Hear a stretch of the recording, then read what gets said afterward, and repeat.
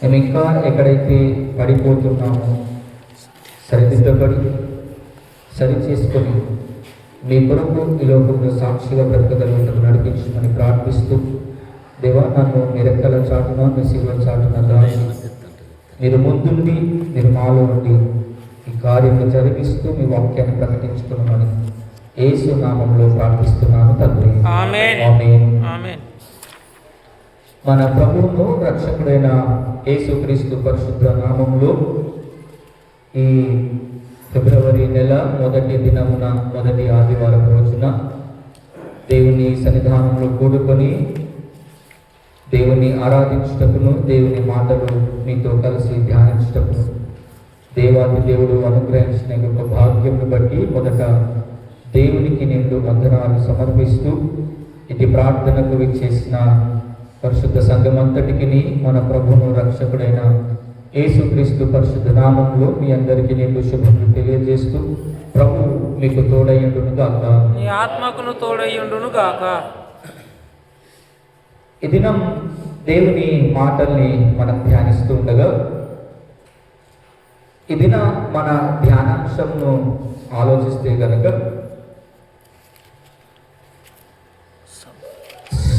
Sunday అని మనం అన్నా కూడా దేవుని నియమాన్ని మనం ఒకసారి జాగ్రత్తగా గమనిస్తే కనుక దేవుడు చేసిన ఈ సృష్టి అంతటిని మనం గమనిస్తే వారానికి ఎన్ని రోజులు? 7 రోజులు. ఆ? 7 రోజులు. 7 రోజులు.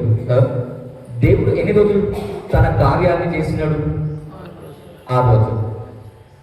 పనేమో 6 రోజులు, ఒక రోజు విశ్రాంతి. అవునా? విశ్రాంతి అంటే రెస్ట్. మనం చాలా సందర్భంలో విశ్రాంతి అంటే ఎప్పుడు అనుకుంటామో తెలుసా? మంచిగా తిని పడుకుంటే విశ్రాంతి అనుకుంటాం జనరల్గా. సో విశ్రాంతి అంటే నిద్రపోవటం అని కాదు యాక్చువల్గా. అర్థమైందా? విశ్రాంతి దేని నుంచి అని మనం ఆలోచించగలగాలి. దేవుని నియమాన్ని మనం జాగ్రత్తగా గమనిస్తే కనుక తన ప్రజలైన లేదా దేవుడు ఈ విశ్వమంతటికి తన గురించి ప్రకటించాలని ఆలోచించినప్పుడు, ఈ విశ్వమంతటికి తన యొక్క ఉద్దేశాన్ని బయలుపరచుకోవాలని ఆలోచించినప్పుడు ఒకరిని ఏర్పాటు చేసుకొని వారికి ఆజ్ఞలను ఇస్తూ ఆ 10 ఆజ్ఞల్లో 4వ ఆజ్ఞను గనక మనం గమనిస్తే నిర్గమకాండము 20వ అధ్యాయం 8వ వచనాన్ని మనం జాగ్రత్తగా చదివితే చూడండి, దేవుడు ఏమి నియమాన్ని నియమిస్తూ ఉన్నాడు అనేది మనకు అర్థమవుతుంది. 20వ అధ్యాయం 8వ వచనాన్ని మనం చదివితే, విశ్రాంతి దినమును పరిశుద్ధముగా ఆచరించుటకు. చూడండి, దేవుడు తన ప్రజలకు ఇచ్చిన నియమం ఏంటయ్యా అంటే ఒక దినం గురించి స్పెసిఫిక్గా మాట్లాడుతూ ఆ దినం గురించి ఆయన మాట్లాడుతూ ఏమన్నాడంటే, ఈ దినాన్ని మీరు పరిశుద్ధంగా ఆచరించుటకు జ్ఞాపకం ఉంచుకోండి. ఇది రిమైండర్. అర్థమైందా? దేవుడు మనకేం జ్ఞాపకం చేస్తున్నాడంటే, మీరు విశ్రాంతి తీసుకోవడం గుర్తుపెట్టుకోండి.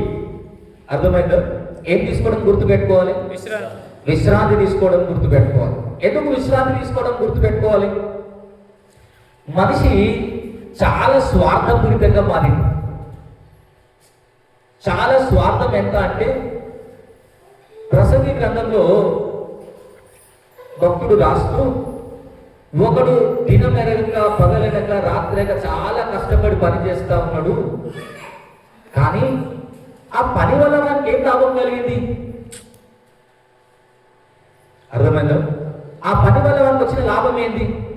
వాడు చాలా ఆస్తి సంపాదిస్తున్నాడు, బంధువులని ఏది గుర్తించకుండా చాలా కష్టపడి సంపాదించి ఈ లోకంలో చాలా సమకూర్చుకున్నాడు. కానీ ఆయన రాస్తూ అంటాడు, వాడు వెళ్ళిపోయినప్పుడు ఇదంతా వేరే వాళ్ళ కోసం విడిచిపెట్టి పోవాల్సింది. మరి ఎందుకు కష్టపడ్డాడు అంతగానం అంటే ఆయన అంటాడు, ఎందుకు కష్టపడడు వానికి కూడా తెలియదు. మనం ఎంత స్వార్థపరులం అంటే ఏదైనా లాభం వస్తుంది అంటే మన దగ్గర ఉన్న క్షేమాన్ని కూడా మర్చిపోతున్నాం యాక్చువల్గా. ఇంకా చెప్పాలి అంటే దేవుడు నియమించిన నియమాన్ని కూడా ఉల్లంఘించటానికి మనకి ఎలాంటి మొహమాటము పడతలేం. లేదు. ఈ నియమానికి ముందు ఇశ్రాయేల్ ప్రజలు ఏమంటారు, ఐగుప్తు నుంచి బయటకు వచ్చిన తర్వాత మన్నా కురుస్తూ ఉన్నప్పుడు ఆయన చెప్పిన మాట, అయ్యా రేపటి దినము విశ్రాంతి దినం కాబట్టి ఎవ్వరు కూడా ఈ మన్నాను సమకూర్చుకోవడానికి బయటికి ఎవరు గుడారం నుంచి విడిచి వెళ్ళొద్దు. పోదు. చూడండి, మిగతా 6 రోజులు ఏ పూట కాపుటనే సమకూర్చుకున్నారు, కానీ 6వ రోజు మాత్రం 2 రోజుల కోసం. ఆ 6 రోజుల్లో ఎక్స్ట్రా పెట్టుకుంటే కుళ్ళిపోయింది, కానీ 6వ రోజు ఎక్స్ట్రా పెట్టుకుంటే కుళ్ళిపోలేదు. కానీ ప్రజలు ఎంత స్వార్థంగా మారినారు అంటే అక్కడ రాయబడ్డ మాట నిర్గమకాండం 16వ అధ్యాయంలో ఉంటుంది. వారు విశ్రాంతి దినమున కూడా, అర్థమైందా, ఈ మన్నా నేర్చుకోకపోతే వీళ్ళకి ఏమీ దొరకలేదంట. అంటే ప్రజలు దేని కొరకు ఆరాటం? విశ్రాంతి అనేది మర్చిపోయి, అంటే ఈ సృష్టి క్రమం ఎప్పుడు ముగిసిందో తెలుసా? 6 రోజులు పనితో సృష్టి ముగించలే దేవుడు. 7వ రోజు విశ్రాంతితోని ఈ కార్యం అంతటికి దేవుడు ముగింపు పలికినాడు. అందుకే విశ్రాంతి దినము తర్వాత ప్రారంభించబడడం వల్ల మొదటి దినంన దేవుడు పని చేసినట్టుగా, అంటే ఆయన తిరిగి సృష్టిని మార్చినట్టుగా కనబడదు.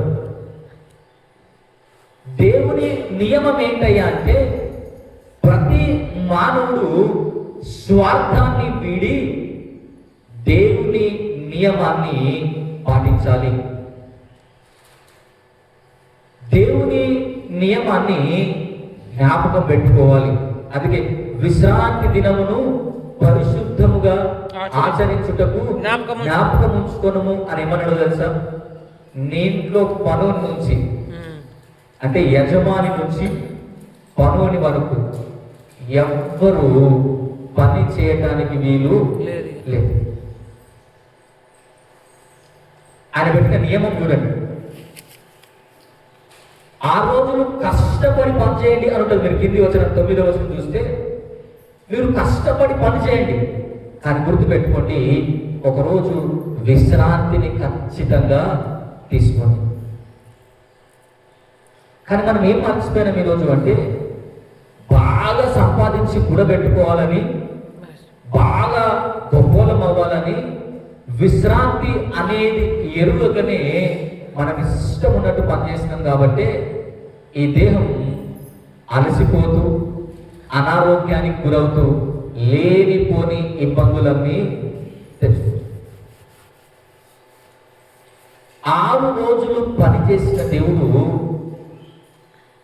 7వ రోజు విశ్రమించడానికి కారణం ఆలోచిస్తే దేవుడు అలసిపోయిందని కాదు. మీరు జాగ్రత్తగా ఆదికాండం మొదటి 3 వచనాలు, 2వ అధ్యాయం 3 వచనాలు చదివితే ఆయన అలసిపోయినట్టు, అబ్బా రేపు చేద్దాంలే అని పోస్ట్పోన్ చేసినట్టు కనబడదు. ఏమంటో తెలుసా? ఆయన పని అంతయు సంపూర్తి చేసి, అంటే ఇక చేయాల్సిన పని ఏమీ కూడా మిగలలేదు. సో నీవు దేవుని సన్నిధానానికి రావటానికి ముందు దేవుడిచ్చిన మాట ఏంటో తెలుసా? నువ్వు చేయాలనుకుందంతా చేసేయి, గుడికి వచ్చిన, అంటే దేవుని సన్నిధానంకు వచ్చిన తర్వాత ఆ విశ్రాంతి దినమున మళ్ళీ నీ పని గురించి నువ్వు ఆలోచించటం మానే. నువ్వు దేవుని సన్నిధానంలో దేవుడితో సమయాన్ని గడుపుతున్నప్పుడు, నేను ఇక్కడ కూర్చొని కూడా నేను ఏం వండాలి, నేను ఏం తినాలి, నేను రేపు ఏం పని చేయాలి, రేపు నేను 6 రోజులు పొలం వేసిన కదా, ఈరోజు బాగుందా, ఈ చింతలన్నీ పక్కన పెట్టే రోజు యాక్చువల్గా. వీటన్నిటి నుండి, అంటే నీకున్న ఆలోచన, నీకున్న భారాలు, నీకున్న కష్టం అంతటి నుండి నువ్వు విడిపించబడి మనశ్శాంతిగా దేవుని సన్నిధానంలో కూర్చొని దేవుణ్ణి ఆరాధించడానికి. అందుకే వాక్యం అన్నది విశ్రాంతి దినం మనుషుల కొరకు తప్ప, అర్థమైందా, దాని కొరకు మీరు లేరు. డే కోసం మనల్ని పెట్టలేదు దేవుడు, మన కొరకు ఒక దినాన్ని కేటాయించి ఆ దినంలో ఆయన చెప్పిన మాట ఏంటంటే మీరు మీ పని అంతా విశ్రమించి, అంటే మీరు చేయాలనుకున్న పని అంతా ఏం చేయాలి? మీరు చేయాలనుకున్న పని అంతా సంపూర్తి ఆ రోజుల్లో ఏం చేయాలి? మీరు సంపూర్తి చేసి ఇక ఏ బాధ లేకుండా, ఏమంటారు, చింత లేకుండా దేవుని సన్నిధానానికి మీరు రాగలగాలి. ఇక్కడ కూర్చున్న మన మైండ్ ఎక్కడ ఉంది అంటే అది మీకే తెలియాలి. ఇక్కడ కూర్చున్నా కూడా మనం ఏం ఆలోచిస్తున్నాము అనేది మనకే తెలియాలి. ఎందుకు నీ ఆలోచన వేరే వాటిపైన ఉంది అంటే, ఒక విధంగా మాట్లాడాలంటే నువ్వు చేయాల్సిన పనిని ఇంకా సరిగ్గా చేయలేవు. నువ్వు ముగించాల్సిన పనిని ఇంకా నువ్వు కష్టపడి చేయాల్సిన పని ముగించడం ఇంకా కంప్లీట్ కాలేదు. అందుకే నీ మనసులో ఆలోచన ఏంటిదంటే, ఇక్కడ కూర్చున్నా నేను పనికి పోతే బాగుండేమో. ధర్మశాస్త్రము ఇశ్రాయేల్ ప్రజలకు అందించబడుతున్నప్పుడు దేవుడు ఎంత ఖచ్చితంగా మాట్లాడాడు అంటే, ఎవడైనా విశ్రాంతి దిన ఆచారమును మీరితే గనుక, విశ్రాంతి దిన ఆచారమును ఎవడన్నా మీరితే గనక ఆయన ఒక్కటే మాట అన్నాడు, వాడిని రాళ్ళతో కొట్టి చంపేయండి. ఆలోచించండి, దేవుడు ఎంత ఖచ్చితంగా ఆ దినం కొరకు లేదా ఆ వ్యక్తి కొరకు ఆలోచిస్తూ ఉన్నాడు. దేవుడు చాలా సందర్భంలో అటు విశ్రాంతి గురించి ఆలోచిస్తూ మనుషులు అలసిపోతారు. అందుకే మనం యెషయా గ్రంథం చదువుతాం, 39వ అధ్యాయం అనుకుంటా రాయబడ్డ మాట, యవనస్తులు సొమ్మసిల్లుతారు, బాలురు అలసిపోతారు, కానీ యెహోవా కొరకు ఎదురు చూచువారు నూతన బలాన్ని పొందుకుంటారు. కారణం ఏంటయ్యా అంటే అంటాడు భక్తుడు, ఆయన సొమ్మసిల్లేవాడు కాదు, ఆయన అలసిపోయేవాడు కాదు. ఆయన నిత్యము మానవ జీవితంలో క్షేమం కొరకు ఆలోచించే దేవుడు. అంటే విశ్రాంతి దినం ఎవరి క్షేమము? దేవుడి కొరకు కాదు, అర్థమైందా? మన క్షేమం కొరకు దేవుడు ఆ రోజులు ఎలా పని చేయాలో నేర్పించిండు, 7వ దినమున ఎలా విశ్రమించాలో కూడా ఆయన మనకి నేర్పించిండు.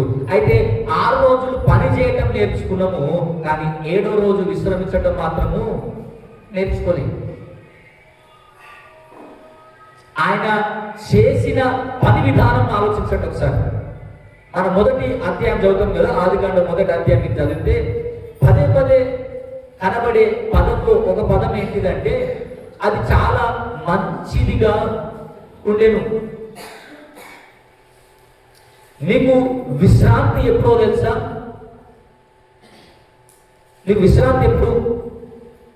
నువ్వు చేయాలనుకున్న పనిని మంచిగా చేసినప్పుడే నీకు విశ్రాంతి.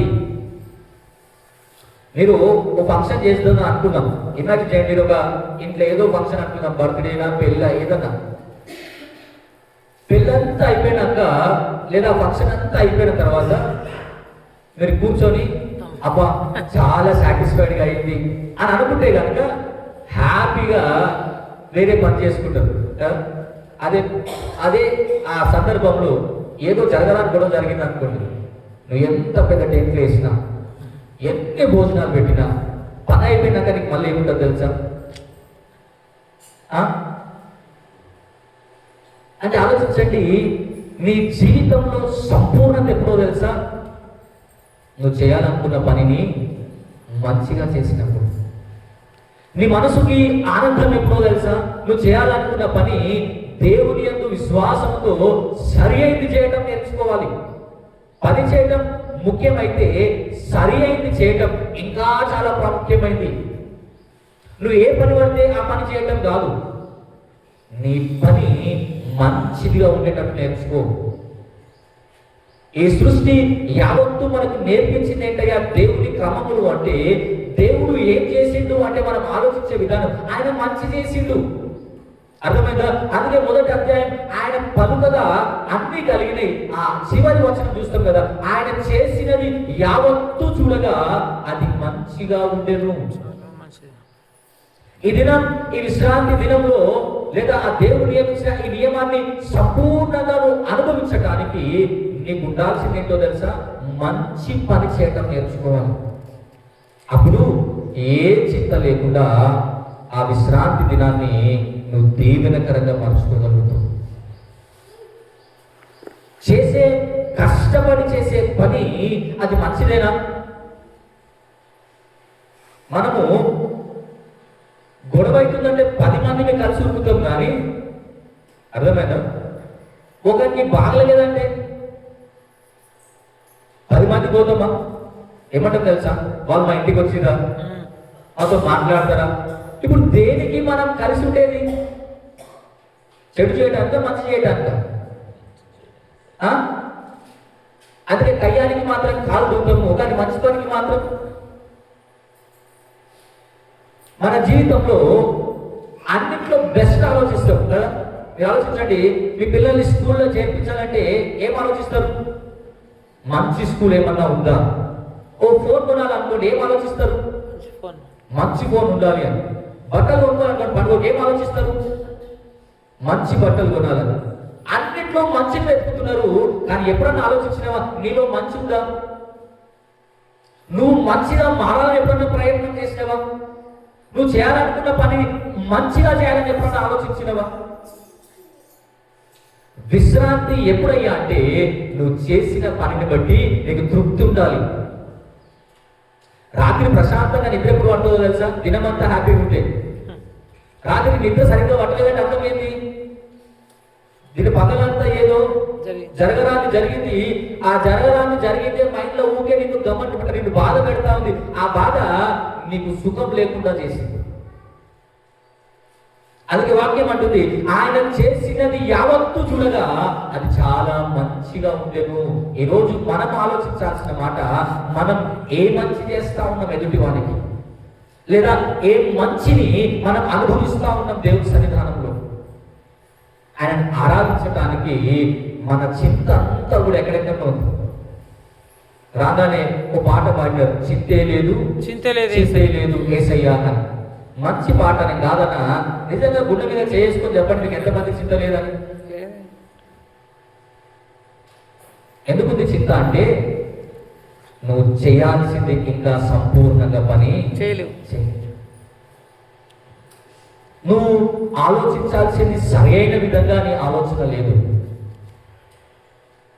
యేసుక్రీస్తు ప్రభుల వారు ఆయన మంచితనం గురించి ఒకసారి బోధిస్తూ ఆయన మాట చెప్పినాడు. ఒక వ్యక్తి యెరూషలేము నుండి యెరికోకి ప్రయాణమై వెళ్తూ ఉన్నప్పుడు మార్గ మధ్యంలో దొంగల చేత పట్టబడ్డాడు.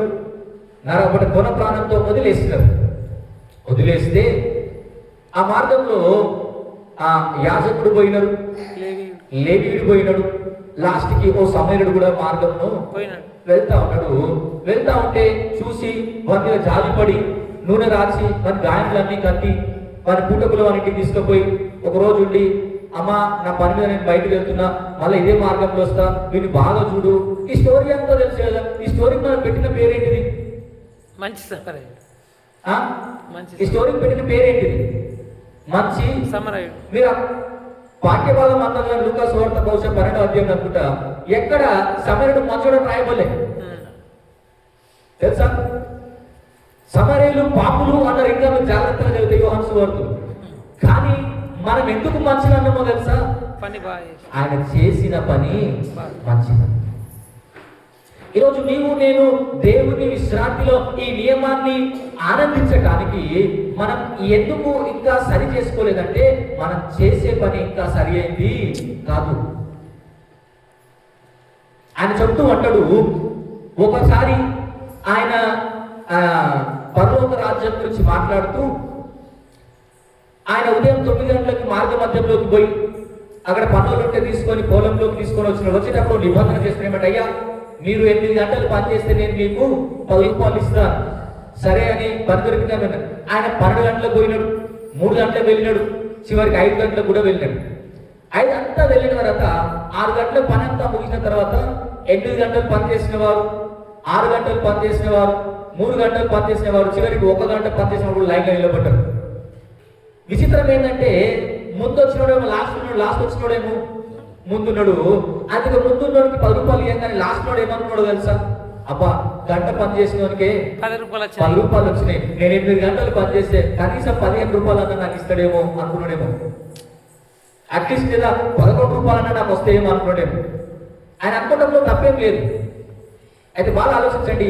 ఈ పని అంతా ముగిసిన తర్వాత ఒక్కొక్కడు వస్తా ఉంటే అందరికి 10 రూపాయలు ఇస్తుంటే 8 గంటలు పని చేసినాడు అనుకుంటున్నాడు. ఆయన లైన్ రాగానే వాడికి కూడా 10 రూపాయలు ఇస్తే వాడు ఏమన్నాడో తెలుసా? గంట పని చేసినంతో నన్ను కూడా నువ్వు సమానం చేసినవా? అక్కడ ఏమంటాడో తెలుసా? నేను 8 గంటలు పని చేస్తే నాకు ఎక్కువ ఇస్తావు అనుకున్నా, నువ్వు ఇంత చెడ్డను అని నేను అనుకోలేదు. అప్పుడు వేస్తే ఏమంటాడో తెలుసా? నా డబ్బు నా ఇష్టం ఉన్నట్టు ఇస్తా అని ఏమంటాడో తెలుసా? నేను మంచివాడనై ఉన్నందుకు నీకు కడుపు మంటగా ఉన్నదా? నా పని నా నియమాన్ని నేను రూల్ చేస్తాను. మంచి చేయటం నాకు అలవాటు, కానీ మంచిని చేయాలని తలంపు మీకు ఎవరికి లేదు. ఆయన ఆలోచించిన విధానము అందరికీ మంచి చేయాలని ఆయన ఆలోచించినాడు. కానీ అందరం కలిసి బ్రతుకుతున్న మన జీవితంలో మనకేముందో తెలుసా? ఎదుటి వానికి లేదా మంచి కార్యాలు చేసి దేవుని సన్నిధానంలో పరిశుద్ధంగా దీవించబడటానికి రావాలి అని మర్చిపోయినాం మనం. ఆయన 7వ దినమును ఆశీర్వదించి పరిశుద్ధపరచను అని చదివినాం. అంటే ఈ దినంలో నీకేముందో తెలుసా? ఈ దినంలో ఏముంది? నీకు ఆశీర్వాదం ఉంది. 6 దినాలలో చేసిన సృష్టిని దీవిస్తున్నాడు దేవుడు. మీరు 5వ రోజు 6వ రోజు చూస్తే ఆయన చేసిన పక్షులని దీవించి మీరు విస్తరించండి అని 6వ రోజు మానవుల్ని దీవించినాడు. కానీ 7వ రోజుకి వచ్చిన గొప్పతనం ఏంటో తెలుసా? ఈయన ఈ దినాన్ని ప్రత్యేకపరిచినాడు. ఈ దినంలో ఒక గొప్ప ప్రత్యేకత ఏంటయ్యా అంటే ఆయన సన్నిధానంలో గడిపే ప్రతి వానికి ఆయన దీవెనలు దాపెట్టాడు. అది అందరికీ కాదు, ఎవరికో తెలుసా? మంచి పని చేసి ఆయన సన్నిధికి వచ్చే వారికి దీవెన ఉంది. నువ్వు పనికిరాని పనులన్నీ చేసి ఆదివారం గుడికి వచ్చి కళ్ళు మూసుకొని నువ్వు తలబద్దలు కొట్టుకొని రక్తం దాచి ప్రార్థన చేస్తే నేను మోసపోతానేమో కానీ దేవుడు నేను ఆదివారమే చూస్తా, గుర్తుపెట్టుకోండి. కానీ దేవుడు మిగతా 6 రోజులు చూస్తాడు. సో 6 రోజులు ఇష్టం ఉన్నట్టు బ్రతికి ఈ ఒక్క రోజు మంచి చేస్తే సరిపోతుంది అనుకుంటున్నావు యాక్చువల్గా. కానీ దేవుడు ఒక్క రోజు గురించి మాట్లాడలే. అందుకే 7వ రోజు నియమం ఏంటో తెలుసా? మీరు జాగ్రత్తగా తెలిస్తే తాను చేసిన పని అంతటి నుండి ఆయన విశ్రమించాడు. పనే ఆపేసిండు తప్ప ఆయన నిద్రపోయిండను లేకపోతే బాగా కష్టపడాడు కాబట్టి అలసిపోయిండను కాదు. ఆయన మానేసింది పని చేయటం మాత్రమే. నువ్వు ఆగిపోయేది పని మాత్రమే తప్ప దేవుని ఆశీర్వాదాలు అవి ఎప్పుడు వస్తాయి అంటే నువ్వు మంచి చేసినప్పుడు వస్తాయి. మంచితనానికి అర్థం ఏంటయ్యా అంటే నేను ఒకే విషయం చెప్తాను. నిర్గమకాండం 33వ అధ్యాయంలో మోషే దేవుడిని ఓ ప్రశ్న అడుగుతా ఉంటాడు. ఏంటంటే, దేవా నేను నిన్ను చూడాలనుకుంటున్నా, దేవా నేను నిన్ను నీ మహిమను చూడాలనుకుంటున్నా అంటే దేవుడు అన్నమాట మోషే నన్ను చూడలేవు. అయితే అక్కడ రాస్తూ ఏమన్నా తెలుసా? మోషే నన్ను చూడటం అంటే ఏంటో తెలుసా? అక్కడ దేవుడు చెప్పిన మాట, నా మంచితనం అంతయు నేను నీకు చూపించాను అంటే. బాగా ఆలోచించండి. ఇప్పుడు దేవుడిని చూడడం అంటే ఏంటో తెలుసా? మంచి చేయటం. ఆయన అన్నమాట మీరు చూడండి కావాలంటే ఆ నిర్గమకాండం 33వ అధ్యాయము 19వ వచనం చూడండి. ఏం కనపరుస్తా? మంచితనం. అసలు మోసే ప్రశ్న ఏంటి? నేను చూస్తా. ఇప్పుడు నేను నిన్ను చూస్తా దేవుడు అడిగితే దేవుడు అనుకుంటే తెలుసా? నా మంచితనం అంతా నేను ఎదుట కనపరిచేది. ఇప్పుడు బాగా ఆలోచించండి. దేవుడిని వెంబడించడం అంటే అర్థం ఏంటిది? దేవుడిని చూడగలగడం అంటే అర్థం ఏంటిది? అర్థం ఏంటో తెలుసా? మంచి చేయటం. అది దేవుని లక్ష్యం. దేవుడు 6 దినంలో మంచి చేసిండు కాబట్టి 7వ దినంలో బాగలేదు ఆయనకి.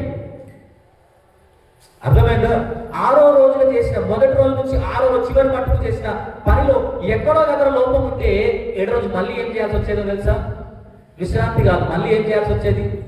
పని చేయాల్సి వచ్చేది. అయ్యో ఇది ఖరాబ్ అయింది, మళ్ళీ నేను దాన్ని రిపేర్ చేయాలనిపించేది. కానీ రిపేర్స్ అవసరం లేకుండా మంచితనాన్ని కాపాడుకుంటూ వచ్చినాయి కాబట్టి ఆ మంచి అందరికి దీవెనకరంగా మారింది. రోజు దేవుడు చేసే పనిలో లోపం లేదు, కానీ మనం చేసే పనిలో లోపం ఉంది కాబట్టి విశ్రాంతిని ఎరుగక పని చేస్తా ఉన్నాం. మన దేహానికి విశ్రాంతి, నెమ్మది అవసరమని దేవుడు ఆలోచించిన మాట. మానవునికి విశ్రాంతి అవసరం కాబట్టి 6 రోజులు కష్టపడి పని చేస్తా ఉన్నాడు. ఆ పని నుంచి వీరికి నెమ్మది కావాలి, విడుదల కావాలి. అందుకే ఎవరు ఎక్కడ పని చేసినా ఆ పని వాళ్ళకు రోజు ఏముంటుంది, ఏ రోజన్నా కానివ్వండి. ఈరోజు రోజు గురించి డిబేట్ కాదు మనకు, అర్థమైందా? ఏ దేశం అన్నా కానివ్వండి, 7 రోజుల్లో ఏదో ఒక రోజు వాళ్ళకి ఏముందో తెలుసా? రెస్ట్ ఉంది. ఈ రెస్ట్లో చాలా విషయాలు ఉంటాయి. రెస్ట్ ఎందుకయ్యా అంటే నువ్వు నీ కుటుంబంతో గడుపు సమయాన్ని, నువ్వు నీ సంఘంతో గడుపు సమయాన్ని, ఆ రోజు కష్టపడి పని చేసినావు కదా, సో ఆ విశ్రాంతి దినంన నువ్వు దేవునితో మంచి సహవాసంలో ఉండు. దేవునికి ప్రార్థన చేస్తూ, దేవుని మాటలు వింటూ, కుటుంబంతో కలిసి మెలిసి ఆనందంగా గడుపు. కానీ మనకి ఎప్పుడు ఏం గుర్తొస్తాయి? ఏదైనా ఫంక్షన్ పెట్టుకోవాలంటే ఏ రోజు గుర్తొస్తాయి? ఆదివారం. బర్త్డేలు, డెత్ డేలు ఇది వదిలేయండి, అది మనం ప్లాన్ చేసేది కాదు. ఇవి కాకుండా ఇల్లు ఓపెనింగ్ పెట్టుకోవాలన్నా, సండేనే కృతజ్ఞత ప్రార్థన పెట్టాలన్నా, పిల్లలకి చీరలు కట్టించాలి, ఫంక్షన్లు పెట్టాలన్నా, ఎందుకు మనకు సండే ఎందుకయ్యా అంటే అందరు వస్తారనే ఆలోచనే తప్ప, అర్థమైందా? అరే ఆ రోజు దేవుడు ఒక రోజు రెస్ట్ తీసుకోమన్నాడు, ఆ రెస్ట్ లో దేవుడి దీవెన ఉంది మనకని మర్చిపోయినా మనం.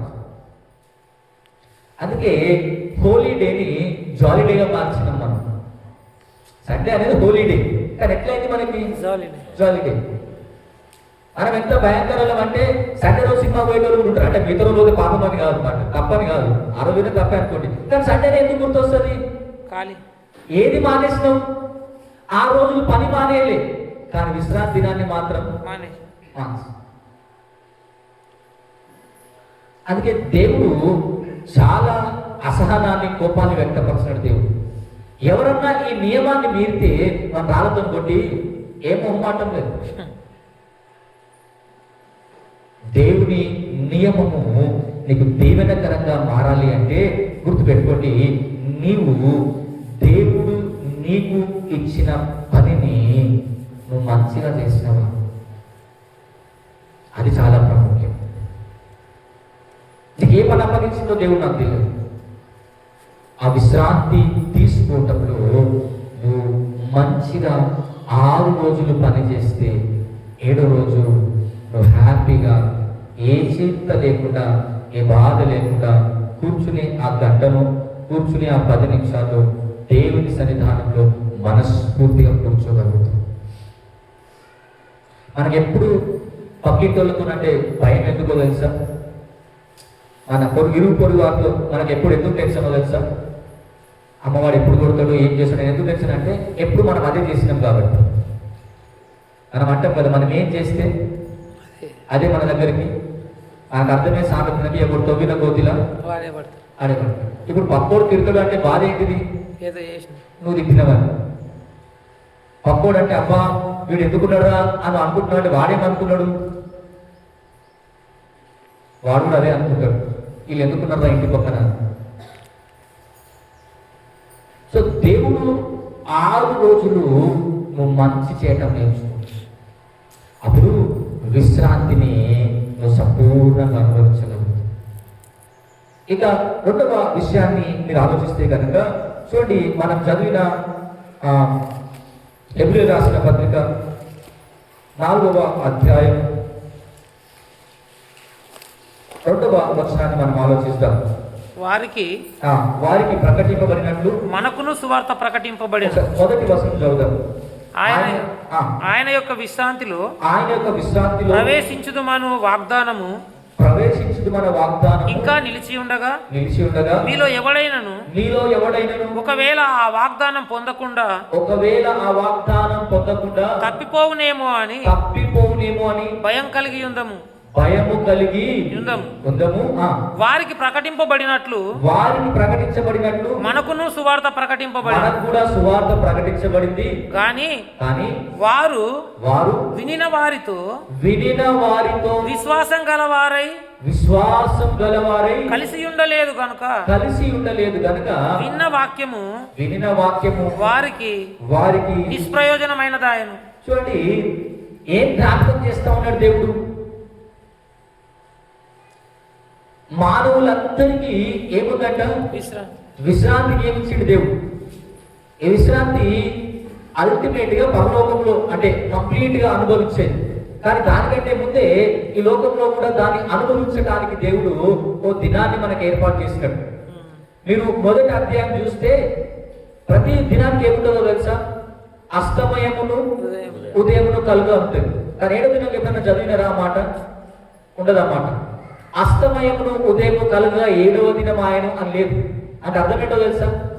అంటే అట్లనే జరిగిండొచ్చు, కానీ దేవుడు ఈ విశ్రాంతి ఎప్పటికీ ఇవ్వాలని ఆశపడ్డాడు. దేవుడు నిత్యత్వంలో కూడా నీకు విశ్రాంతి ఉండాలి.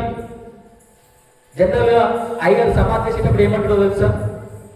వీరికి నిత్య విశ్రాంతి స్థలముగా దయచేయము. నిత్య విశ్రాంతి అంటే ఎప్పటికీ ఉండేది. ఎప్పటికీ ఉండేది ఒకటి ఉంది, ఇక్కడ అనుభవించేది కూడా ఒకటి ఉంది. అది ఎందుకు అనుభవించలేకపోయినావు అంటే 2వ వచనం చూడండి, వాక్యము అందరికీ ప్రకటించబడింది. అయితే ప్రాబ్లం ఏంటో తెలుసా? విన్నవాడు విశ్వాసముతో తన జీవితాన్ని కట్టుకోలేదు, లేదా వినిన వారితో తన జీవితాన్ని గడపలేదు కనుక వాడు విశ్రాంతి నుంచి దూరం అయిపోయాడు. సో దేవుని దీవెనలు ఆ 7వ దినమున ఆయన దాచి ఉంచితే అది ఎలా పొందుకుంటావు అంటే, వాక్యం అంటుంది విన్న వాక్యాన్ని విశ్వాసముతో స్వీకరించిన రోజున నీకేముందో తెలుసా? విశ్రాంతి ఉంది. నువ్వు వాక్యం వింటూ ప్రతిరోజు విన్నావు, నేను కాదనను, కానీ విన్న వాక్యాన్ని ఎంత మందిని విశ్వాసంలో బలపడ్డం. రోజు రోజుకు విశ్వాసం ఏమవ్వాలి?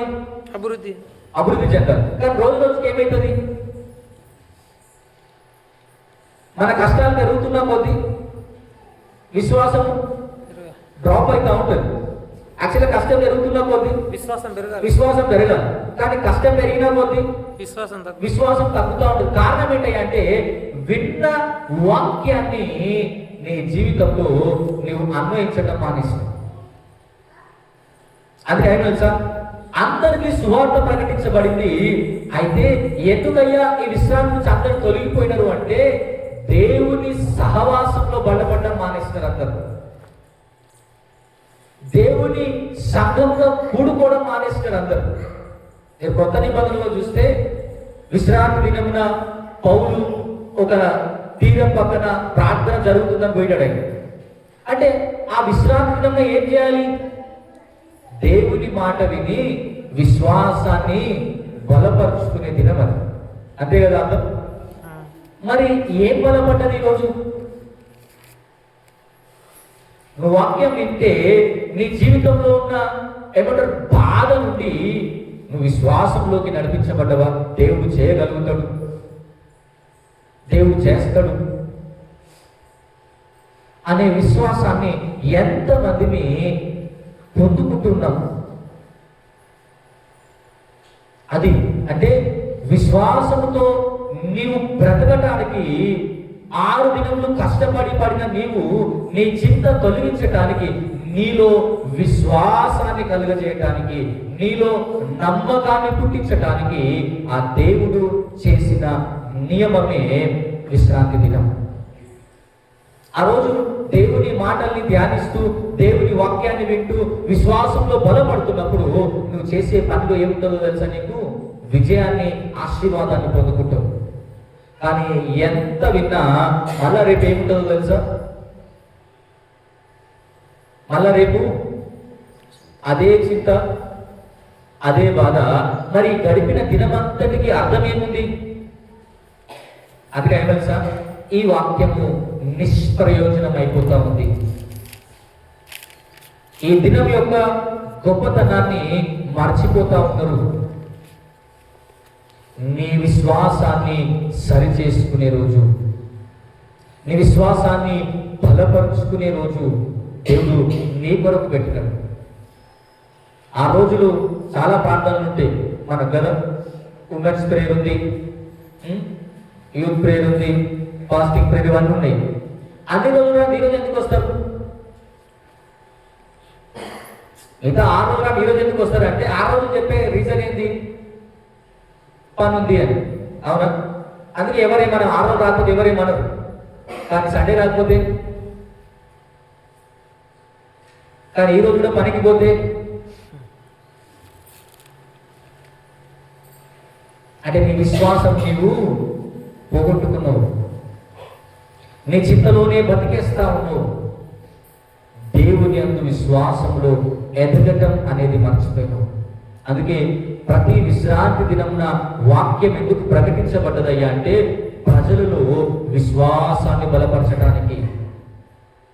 అటు విశ్వాసంతో నువ్వు విశ్రాంతి దినమును నువ్వు అనుసరిస్తూ పరిశుద్ధంగా గడుపుతూ నిన్ను నువ్వు అపవిత్రునిగా చేసుకోకుండా దేవుని సన్నిధానంలో 6 రోజులు చేసిన దానికి ఆయన ప్రతిఫలంగా నిన్ను దీవించి నిన్ను పరిశుద్ధపరచడానికి, నీ జీవితాన్ని కట్టడానికి, నిన్ను బాగు చేయడానికి ఆయన చెంతకు రమ్మన్న రోజు.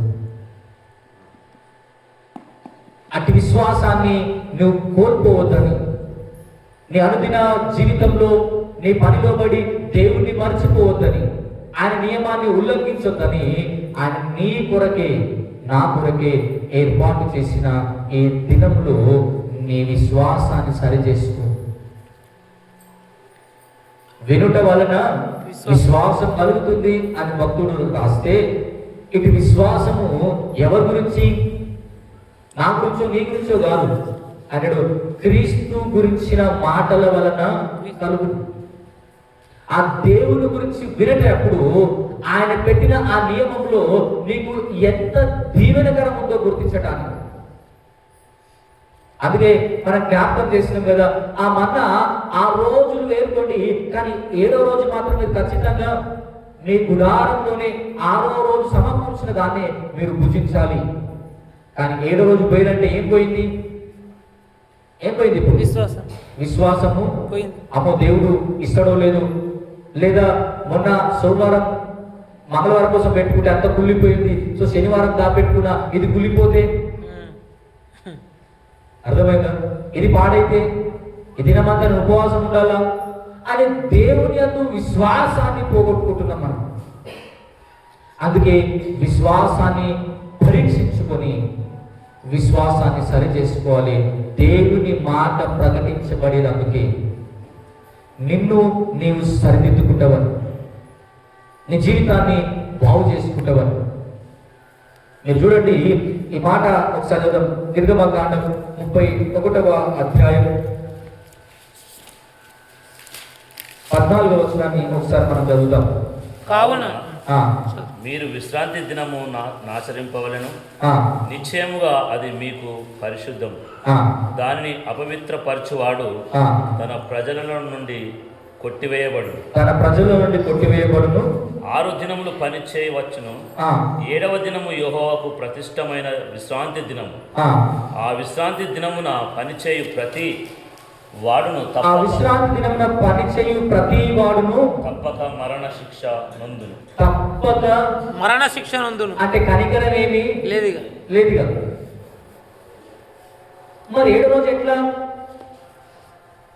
అందుకే 6 రోజులు చేసిన దాన్ని 127వ కీర్తనలో మనం బర్త్లో చదువుతాం కదా, తన ప్రియులు నిద్రించుచుండగా ఆయన వారికి ఇచ్చుచున్నాడు. మీరు మీద 2 వచనాలు చదివితే మీరు ఏమంటారు వేకువనే లేచి, అర్థమైందా, రాత్రి దాకా కష్టపడతా ఉన్నారు. కానీ ఆ కష్టం అంతటి కూడా మీకు ప్రయోజనం ఏమీ లేదు. ఎవరివ్వాలి? అప్పుడు దాని ఆన్సర్ ఏంటంటే, మీరు కట్టుకోవాలనుకుంటున్నారు కానీ నీ ప్రయాసం ఫలించాలి అన్నా, నువ్వు మెలకుగా ఉంటున్నావు, నువ్వు రక్షింపబడాలన్నా, నువ్వు బాగా కష్టపడి పని చేస్తావు, నువ్వు దాన్ని అనుభవించాలన్నా, దానికి ఆన్సర్ ఏంటయ్యా అంటే, తన ప్రియులు నిద్రించుచుండగా, అంటే తన ప్రియులు విశ్రాంతి తీసుకొని చూడగా దేవుడు అన్నిటినీ ఆశీర్వదించి నీవు అనుభవించే విధంగా చేసింది. అది నీ విశ్వాసం అయి ఉండాలి, అది నీ నమ్మకం అయి ఉండాలి. దేవుని దగ్గరికి వచ్చేటప్పుడు అయ్యో ఈ రోజు కూడా ఎట్లా అనుకోకు, చేసిన దాన్ని దీవెనకరంగా మార్చేయగల శక్తిమంతుడు ఉండడం మర్చిపోకు. దేవుడు నువ్వు చేసిన ప్రతి పని అది మంచిదై ఉంటే, రెండోది నీ విశ్వాసమును సరి చేసుకుంటూ బ్రతకటం నేర్చుకో. అది ఆయన మనకు నేర్పించేది. ఇక చివరి విషయాన్ని చూడండి, మనం చదివిన మార్కు సువార్త 3వ అధ్యాయము 4వ వచనాన్ని మనం చదువుతాం. మార్కు సువార్త 3వ అధ్యాయం 4వ వచనాన్ని. విశ్రాంతి దినమున మేలు చేయుట ధర్మమా, కీడు చేయుట ధర్మమా, ప్రాణ రక్షణ ధర్మమా, ప్రాణ హత్య ధర్మమా అని వారిని అడిగితే, అందుకు వారు, ఇప్పుడు చెప్పండి, విశ్రాంతి దినం ఎందుకొరకు?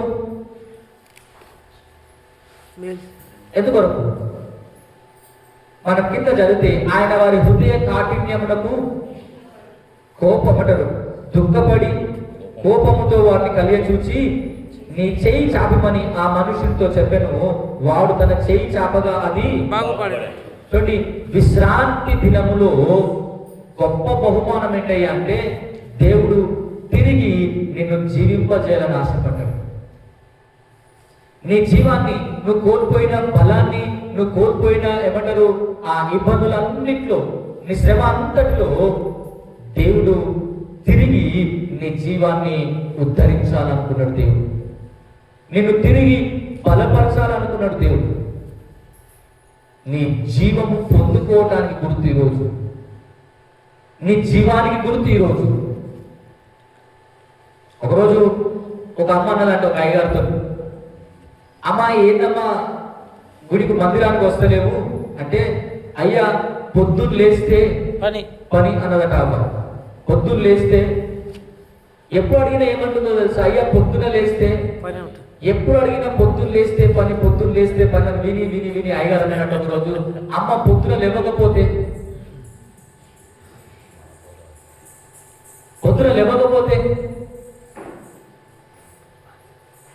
అంటే అర్థమేంటి చెప్పండి? లేస్తే పని కదా, లేవకపోతే ఏం లేదు. మరి గుడికి ఎందుకు రావాలి? నేను లేపిండు చూసినవా అంటే, నీ జీవానికి గుర్తు విశ్రాంతి దినం. నీ జీవాన్ని దేవుడు కొనసాగించటానికి, నీ జీవాన్ని తిరిగి నీకు ఇవ్వటానికి ప్రసాదించిన రోజు. అందుకే అన్నాడు, విశ్రాంతి దినమున ప్రాణ రక్షణ ధర్మమా, ప్రాణ హత్య ధర్మమా. దానికి ఏం ఆన్సర్ ఉండాలి చెప్పండి? శాస్త్రులు, పరిచయాలు, ధర్మశాస్త్రాన్ని బోధించేవాడు ఏమై ఉండాలి? ఆయన ఏమంటారు తెలుసా? ఇదే పాఠ్య భాగాన్ని విశ్రాంతి దినమున గుంటలో మీ గాడిదను ఎంతో పడితే మీరు బయటికి తీయరా? తీస్తారు కదా. మరి వాటికంటే మనుషుడు శ్రేష్ఠుడు కాదా? మరి మనిషికి ఏం చేయాలి?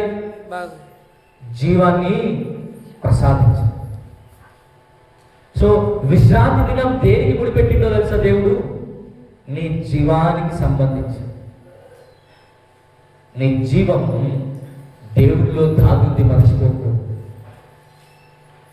నీ ఊపిరి, నీ పని అంతా దేవుడు అనుగ్రహిస్తే వచ్చేది. ఆ అనుగ్రహాన్ని పోగొట్టుకుంటున్నాం మనం ఈరోజు. వాక్యం ప్రకటన గ్రంథం సంఘం గురించి ఏమన్నా తెలుసా?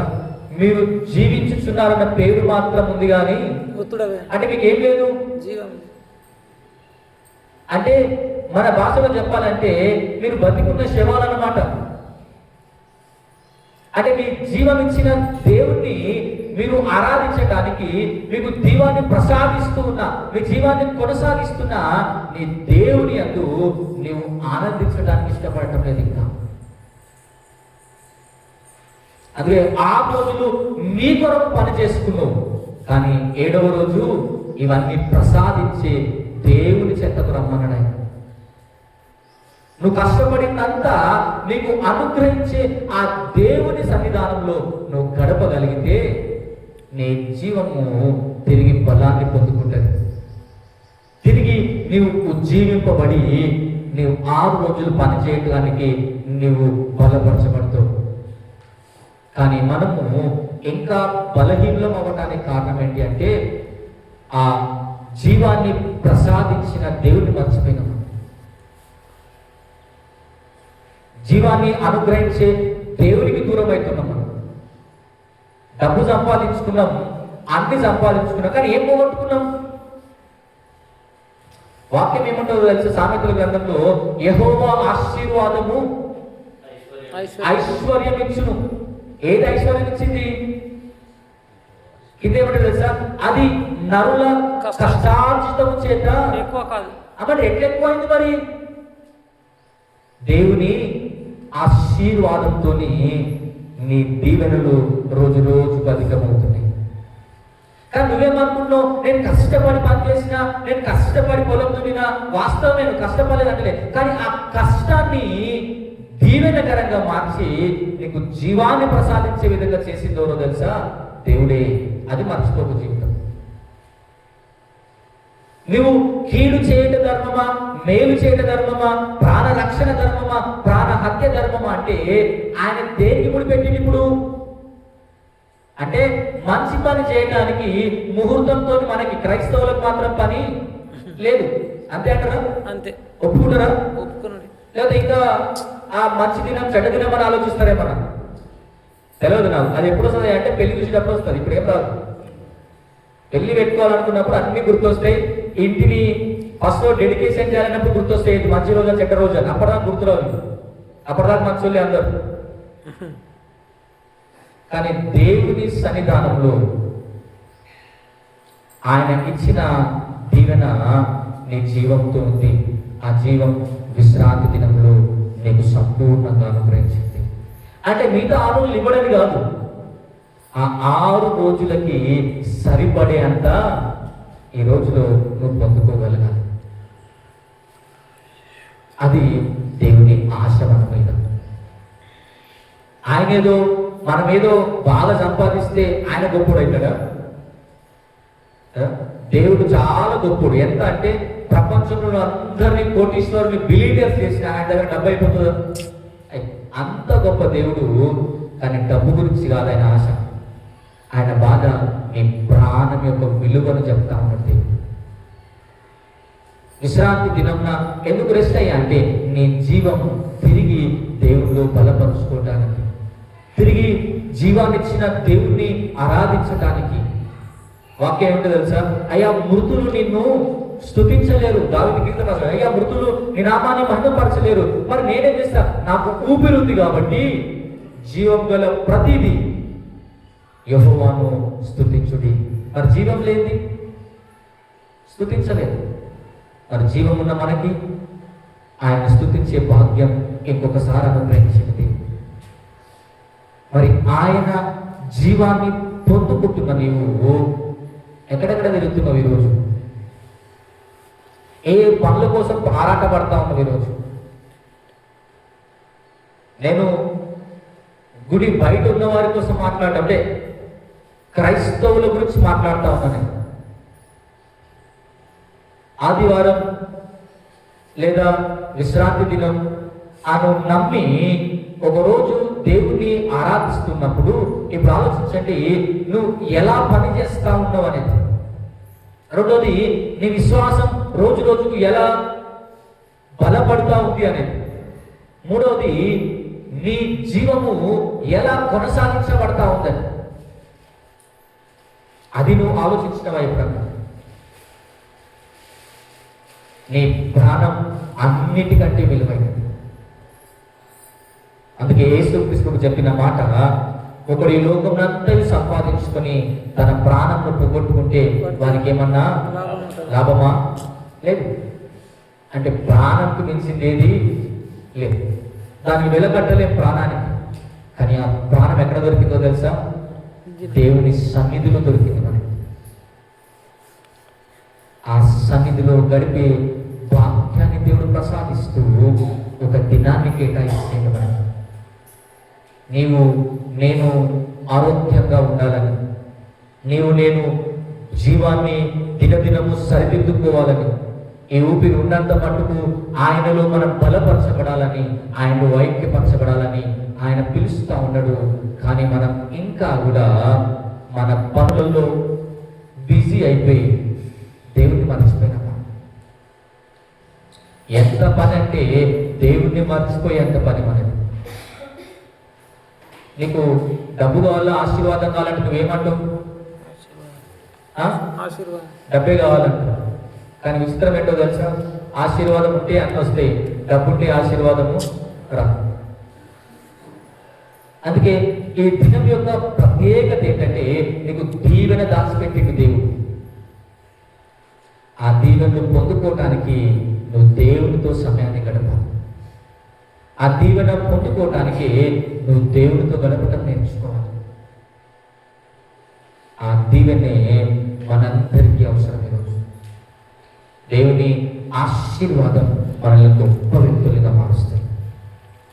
అది మనం చేసే పనితోనూ అది ఎక్కువ కాదు. ఆశీర్వాదం ఆయన ఇస్తే, ఆయనతో గడిపితే మన జీవితంలో అనుభవిస్తాం. ఒకరోజు ఒక ఆయనకి ఒక కళ వచ్చిందంట. ఇది ఎక్కడో చదివినో విన్ననో తెలియదు, కానీ పంచుకొని ముగిస్తాను. ఏమని కళ అంటే, దేవుని సన్నిధానంలో ఆయన నిలబడటంట. అందరు వరుసగా నిలబడితే ఈయన కూడా నిలబడ్డాడంట. నిలబడితే దేవుడు అందరి పేర్లు చూస్తూ ఉన్నాడంట. నీ పేరు ఉందా ఉందా ఉందా. ఈయన టైం వచ్చేసరికి, దేవా నా పేరు ఉందా గ్రంథంలో చూడు అంటే చూస్తే ఆయన పేరు కనబడలేదంట. ఈయన బాగా బాధపడి, ఏంటి దేవా, నేను ఇంత నీ భక్తులుగా బతికినా నా పేరు ఎందుకు రాయలేదు అంటే, ఆయన అడిగినట్ట, నువ్వు ఎప్పుడు అడిగినా ఏం ఆన్సర్ చెప్పినావు తెలుసా? బిజీ. అర్థమైందా? గుడికి ఎందుకు రాలేదంటే బిజీగా ఉన్నాయి కదా. ఆరాధనకి ఎందుకు వస్తలేవయ్యా అంటే బిజీగా ఉన్నాయి. సో నువ్వు చాలా బిజీగా ఉన్నావు బాబు, నేను కూడా నీ పేరు రాద్దాం అనుకున్నప్పుడే బిజీ అయిపోయినా, నీ పేరు రాసుకు మర్చిపోయినా అన్నాడంట దేవుడు. అంటే అట్లా జరగదు, ఆయనకు వచ్చిన నేను కూడా రాద్దామనే వస్తా బాబు, నీ పేరే రాద్దాం అనుకున్నా, అప్పుడు నేను ఏదో పనిలో బిజీ అయిపోయినా, నీ పేరు రాయడం ఆగిపోయినా, అందుకే నీ పేరు ఇలా లేదు. ఒకవేళ ఈ మాట దేవుడు మనతోనంటే అది అబద్ధమా నిజమా పక్కన పెడతాం, కానీ అందులో వాస్తవాన్ని మాట, దాంట్లో ఉన్న సత్యాన్ని మాత్రం గ్రహించి, ఒకవేళ ఇదే మాట దేవుడు నేను బిజీ బాబు అంటే మన జీవితంలో మనమేమైతాం? నీ చేసిన పని నీ బ్రతికేమవుతుంది? అందుకే ఈ దినాన్ని ప్రాముఖ్యతను జీవితంలో ఎప్పుడు మర్చిపో. నీకు ఎంత పనున్నా తర్వాత చేసుకుందాంలే అనుకో. అంతే తప్ప మనం ఎలా తయారైనామంటే, లేట్ అయినా పర్లేదు పని కూర్చుకొని గుడికి వస్తాం. అవునా? లేట్ అయినా పర్లేదు పని ముగించుకొని వస్తాం. కానీ ఎంతమంది నిజాయితీగా చేతులు లేపకుండా మీకు మీరు సమాధానం చెప్పాలి? ఏంటో తెలుసా? నేను గుడికి పోయి వచ్చినాక పని చేసుకుంటా, పోతే పోయింది అనుకునే ఎంతమంది? మీరంతా లేట్ కావడానికి కారణం ఏంటి చెప్పారా? ఒకటే పని, రీజన్ ఒకటే, కారణం ఏంటిది? పని. శనివారం నుంచి స్టార్ట్ చేస్తే ఆదివారం 7 గంటల దాకా కూడా ముగియదు కదా. సో ఇంత బిజీలా మీరు ఏది నిర్లక్ష్యం చేస్తారు? ఇప్పుడు సిద్ధపాటు మంచిదే, ఎంత సిద్ధపడి టైంకి వచ్చిందా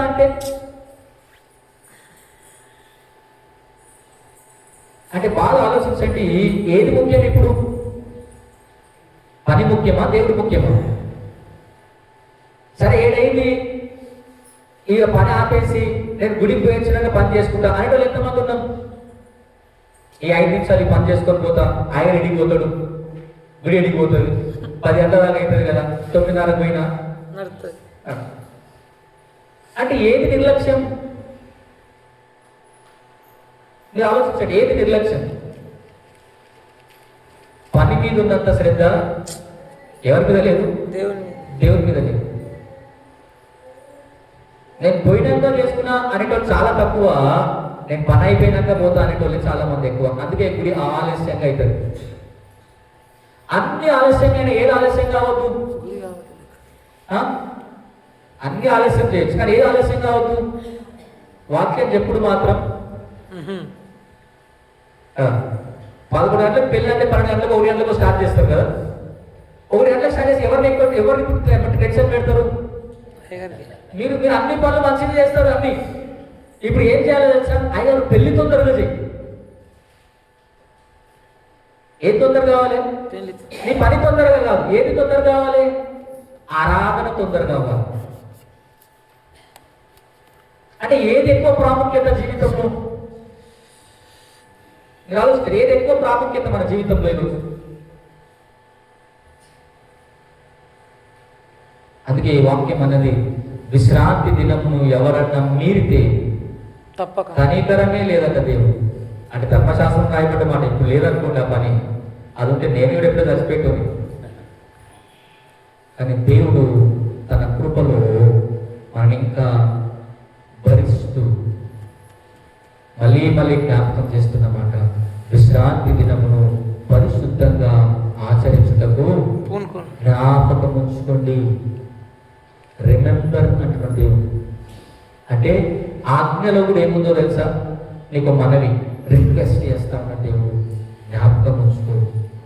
ఇది దేవుడు పెట్టిన నియమాన్ని ఉల్లంఘించొద్దు. నువ్వు దేవుని నియమాన్ని ఉల్లంఘిస్తే నువ్వు దేవుడిని ధిక్కరించిన వాడి వంతు. దేవుడిని ధిక్కరిస్తే నువ్వు ఈ లోకంలో ఏది కూడా నీకు దీవెనకరంగా మార్చబడదు.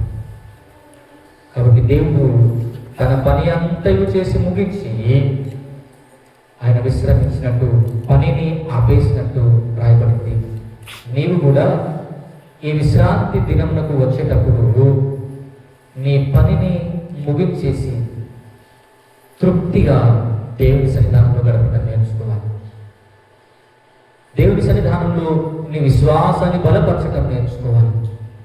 దేవుని సన్నిధానంలో నీ జీవాన్ని తిరిగి సరి చేసుకోవటం నేర్చుకోవాలి. అలా చేసుకోగలిగిన వాడిని వాక్యం అంటుంది, యెహోవా ఆశీర్వాదము. సో ఈ దినముకున్న ప్రత్యేకత ఆ దీవెన. ఎవరైతే ఆ దీవెన పొందుకోవాలనుకుంటారో వారందరూ ఎక్కడికి రావాలో తెలుసా? దేవుని సన్నిధానానికి వస్తూ ఆయన నియమాన్ని పాటించగలగాలి. అలా పాటించుటకు దేవుని కృపా సన్నిధి మనందరికీ తోడై ఉండి నడిపించునుగాక. ఆమేన్. తలలు వంచి ప్రార్థన చేద్దాం.